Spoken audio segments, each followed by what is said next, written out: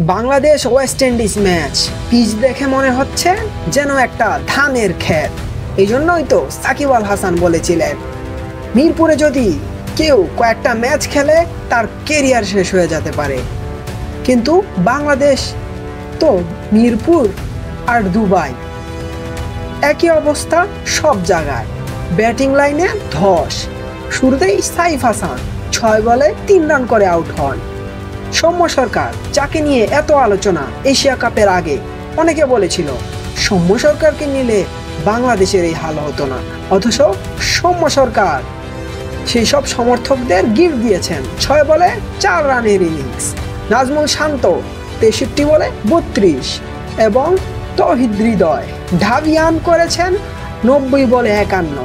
তাতেই সমর্থকেরা বলছেন 63 বলে 32 রান, শান্তর এই 32 রান মিরপুরের এই ক্ষেতের মাটিতে 60 রানের সমান।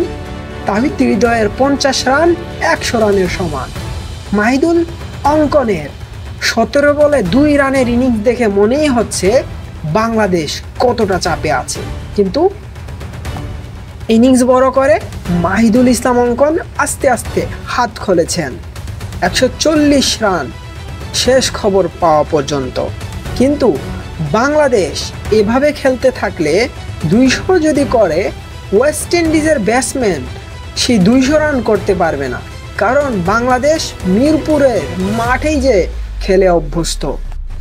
বাংলাদেশ মানে সব দিকে সমালোচনা করতে হবে। ক্রিকেটারদের সমালোচনা করা হলো, বাংলাদেশের বোর্ডের হর্তাকর্তাদের সমালোচনা করলো, কিন্তু এখন শুরু হয়েছে বাংলাদেশের পিচ কিউরেটর, তাকে সমালোচনা করা। কিন্তু সমালোচনা যে করতেই হবে, কারণ এই কাদাযুক্ত বল দেখে বোঝাই যাচ্ছে যে কেমন পিচ হয়েছে মিরপুরে।